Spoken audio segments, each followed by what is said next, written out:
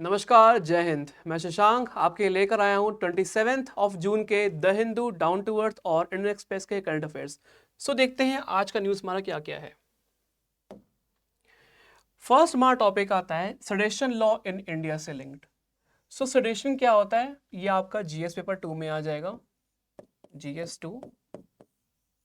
ठीक है, नाउ इस सेक्शन में लिखा हुआ है which is section 124A of Indian penal code कि जो सेडेशन है ये एक ऐसा एक्ट है that brings or attempts to bring into hatred or contempt or excites or attempts to excites any dissatisfaction towards the government established by law in India। ठीक है, मतलब कि कोई भी ऐसा कार्य जो कि गवर्नमेंट को यहाँ पे कंटेम्प्ट किए, यहाँ पे जो गवर्नमेंट को यहाँ पे कंटेम्प्ट करे उसको हम लोग बोलते हैं सेडेशन। ठीक है, नाउ रिसेंटली बात करूं सो 279th report of law of commission of India ने रेकमेंड किया है कि 153 ईयर ओल्ड ये जो लॉ है in India will be under retention. ठीक है, ये अभी कोर्ट ने बोला है। इसी से लिंक एक न्यूज़ और है कि लोकमान्य तिलक, महात्मा गांधी और जवाहरलाल नेहरू, इवन भगत सिंह और भी बहुत सारे यहाँ पे लीडर्स रहे हैं जो कि यहाँ पे कन्विक्ट हुए थे for their act for sedition. ठीक है, writings and activities under the British rule. So ये कुछ नाम है और ये आर्टिकल है, आपको मालूम होना चाहिए कि किस आर्टिकल में ये लॉ आता है। नेक्स्ट देखते हैं। इन 2022 the supreme court effectively put on hold, मतलब कि 2022 में सेडेशन लॉ के ऊपर कोर्ट ने होल्ड लगा दिया था the colonial era penal provision and asked the central states to desist from arresting prosecution people under this contentious provision। ठीक है, और इस वजह से क्या होता है कि इस लॉ को यहाँ पे रिटेंशन में रखा गया था, अंडर रिटेंशन। ठीक है, सो आज के हिसाब से देखा जाए सो अभी के हिसाब से सुप्रीम कोर्ट ऑफ इंडिया ने ये कहा है कि यहां पे जो 279th report of the law commission of India है, सुप्रीम कोर्ट नहीं, यहां पे लॉ कमीशन ऑफ इंडिया है जो कि 279th रिपोर्ट में 153 ईयर ओल्ड के लॉ को अंडर रिटेंशन रखती है। ठीक है, so this law is under retention right now. आगे देखते हैं सागर सामाजिक समयोग। सो ये आपका जीएस पेपर 2 में आ जाएगा विच इज इंडियन पॉलिटी। सो इसमें क्या होगा कि पोर्ट्स जो इंडियन पोर्ट्स हैं with turnover less than 100 crore should spend at least 3 to 5%. Those with turnover less than 500 crores should spend 2 to 3%. ठीक है, on CSR initiatives। ठीक है, which is company social responsibility। ठीक है, और इससे जो होगा, जो भी फंड्स यहाँ पे आएंगे, ठीक है, ये सारे के सारे Sainik Kalyan board, national maritime heritage complex, national youth development fund और भी वेरियस सोशल और एनवायरमेंटल वेलफेयर प्रोग्राम्स में यूज किए जाएंगे। ठीक है, इतना क्लियर है? तो आगे बढ़ते हैं।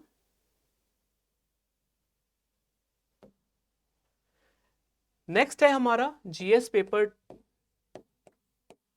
3 which is development. So development में आपका ये आ जाएगा रोड नेटवर्क्स इन इंडिया। ठीक है, देखते हैं इंक्रीज इन रोड नेटवर्क इन 2013-14। तो जो टोटल लेंथ है नेशनल हाईवे का वो था 91287 किलोमीटर्स। ठीक है, जो कि अभी इस नंबर से इंक्रीज होके ये 1,45,240 किलोमीटर्स हो गया है इन 2022 एंड 2023। नाउ अगर इंडिया की बात की जाए तो इंडिया के पास टोटल लेंथ ऑफ 4219 किलोमीटर है ऑफ एक्सप्रेसवेज। ठीक है, और India has increased by 59% of the length of the roads in the past 9 years। so ये सब पॉसिबल कैसे हो पाया है? Due to Bharat Mala project. So ये क्या है? ये एक इनिशिएटिव है जहां पे कि जितने भी प्रोजेक्ट्स हैं which are the road projects, उन सबको कंप्लीट करने की बात की जा रही है। ठीक है, आगे देखते हैं। What is green washing? So green washing एक ऐसी टेक्निक है जहां पे कि कोई भी कंपनी झूठा क्लेम करती है कि वो क्लाइमेट की तरफ ध्यान दे रही है, बट ऐसा होता नहीं है। ठीक है, सो ये एक तरह से डिसेप्टिव प्रैक्टिस है जो कि बहुत सारी कंपनीज यहाँ पे यूज करती हैं टुवर्ड्स देयर प्रोडक्ट और initiative as environment friendly, but ऐसा होता है नहीं। और sustainable when it actually lacks substantial environmental benefits. ठीक है, सो ऐसा कंपनीज क्यों करती हैं? ताकि उनको अपने में बेनिफिट हो सके। ठीक है, फॉर एग्जाम्पल एक क्लोथ का ब्रांड है, ठीक है, may advertise its products as eco friendly और green while still using unsustainable manufacturing methods and processes। ठीक है, इतना क्लियर है? तो आगे बढ़ते हैं। ये आपका GS2 में आ जाएगा, which is your Indian polity. ठीक है, तो आगे देखते हैं। सो ग्रीन वॉशिंग को देखते हुए दो स्टैंडर्ड्स यहां पे सेट किए गए हैं, which is IFRS S1 and IFRS S2। ये दो चीजें हैं, देखते हैं। So IFRS S1 sets out disclosure requirements designed to enable companies to communicate to investors. So यहां पे क्या होगा कि ऐसी चीजें यहां पे होंगी ताकि कंपनीज से यहाँ पे डायरेक्टली कांटेक्ट किया जा सके, उनके जो इन्वेस्टर्स हैं उनसे भी कम्युनिकेट किया जा सके, ताकि ये जो सस्टेनेबल प्रैक्टिस है इसको कंटिन्यू रखा जा सके। ठीक है, नेक्स्ट देखते हैं। Next is your UTPRERAK which is उत्प्रेरक।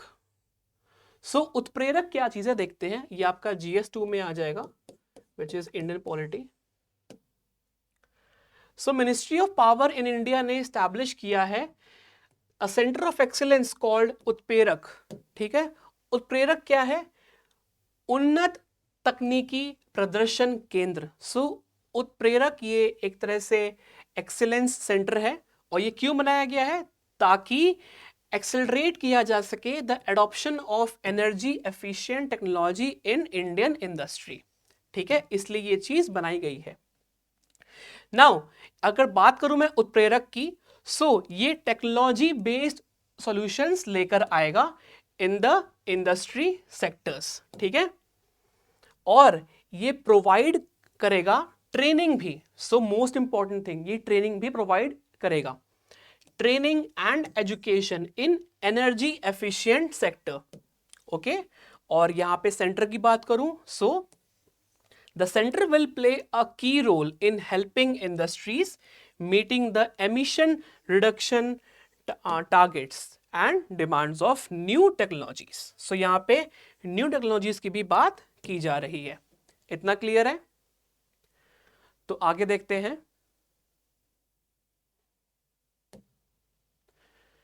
Next is your NANDI, Nandi. so which stands for NOC, which is no objection certificate approval for new drug and inoculation system portal। so ये नंदी का फुल फॉर्म है जो आप लोगों को मालूम होना चाहिए।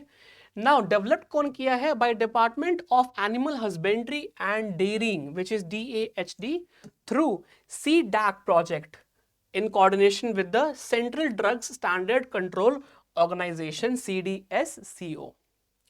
इसका मेन एम क्या होता है? To streamline the regulatory approval process for veterinary products, पहला चीज। दूसरा, इट विल फैसिलिटेट ट्रांसपेरेंसी होगी यहाँ पे, एंड एफिशिएंसी होगी कहाँ पे?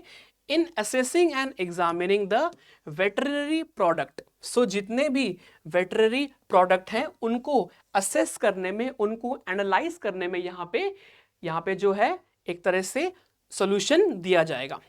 ठीक है, और ये जो नंदी पोर्टल है, this will also support researchers and industries, ताकि इंक्रीज किया जा सके the consumption of medicinal drugs. जितने भी मेडिसिनल ड्रग्स हैं, जितने भी मेडिसिनल ड्रग्स हैं, उनको यहाँ पे स्टडी किया जा सके, उनको यहाँ पे एज अ रिसर्च यहाँ पे देखा जा सके।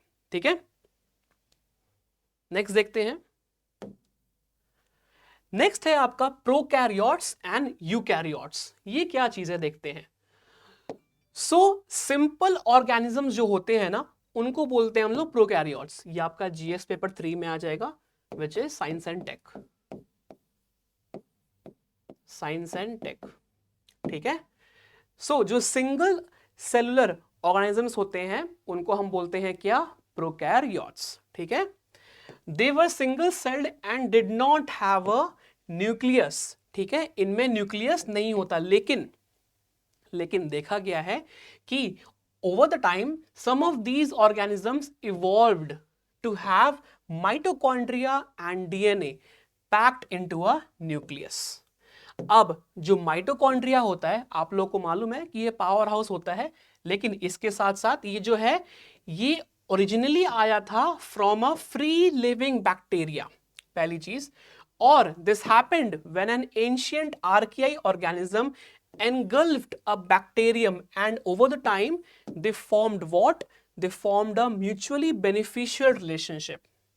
ठीक है, सो यहां पे दो चीजें देखने को हैं। पहला कि जो सिंगल सेलुलर ऑर्गेनिजम्स हैं उनको कहते हैं प्रोकैरियोट्स, और ये प्रोकैरियोट्स जो हैं इनमें कोई न्यूक्लियस नहीं होता है। ठीक है, आगे देखते हैं। सो न्यूक्लियस की बात की जाए, यहां पे प्रोकैरियोट्स में न्यूक्लियस एब्सेंट होता है और यूकैरियोट्स में प्रेजेंट होता है। अगर डीएनए की बात की जाए, सो यहां पे जो इनका डीएनए होता है, this is of circular shape and this is of linear shape. अगर साइज की बात की जाए, सो यहां पे जो प्रोकैरियोट्स होते हैं वो बहुत छोटे होते हैं एज कंपेयर टू यूकैरियोट्स। ठीक है, और यहां पे अगर मैं बात करूं इनके मेम्ब्रेन बाउंड ऑर्गेनेलीज की, सो यहां पे ये नहीं होते हैं, but if you talk about eukaryotes यहां पे प्रेजेंट होते हैं। For example mitochondria and chloroplasts. All clear? Next देखते हैं। Next is your the world second largest rain forest. ये क्या चीज है? ये आपका जीएस पेपर 3 में आ जाएगा, GS paper 3, which is environment and science and tech. ठीक है, now environment and science and tech. ठीक है, देखते हैं। सो एक नई रिपोर्ट आई है फ्रॉम कॉन्गो। कॉन्गो एक आपका अफ्रीकन देश है, ठीक है, जहां पे कि world second largest rain forest यहां पे बताया गया है। सो lost 500,000 hectares of forest in 2022. So जो विश्व का दूसरा सबसे बड़ा रेन फॉरेस्ट है, सो 2022 के डेटा के हिसाब से देखा गया है कि it has lost almost 500,000 hectares of its forest. Clear? Now the Congo or the Democratic Republic of Congo, which is called as DRC, accounts for 60% of the rainforest and experiences persistent high rates of primary forest loss. So इसका main reason क्या है? Democratic Republic of Congo में ऐसा क्या हो रहा है कि millions of squares of kilometres के जो रेन फॉरेस्ट हैं वो एक तरह से यहाँ पे लुप्त होते दिखाई दे रहे हैं। ऐसा क्या रीजन है? सो एक रीजन ये है कि highest population growth rates in world. जैसे जैसे जनसंख्या बढ़ेगी वैसे वैसे जो ह्यूमन सेंट्रिक डेवलपमेंट है वो आगे बढ़ेगा। आगे बढ़ने के साथ साथ वो जितने भी रेन फॉरेस्ट हैं, जितने भी फॉरेस्ट एरियाज हैं, जितने भी फॉरेस्ट कवर्स हैं, उनको वो साफ करता हुआ अपना जो अर्बनाइजेशन है वो करेगा। So human centric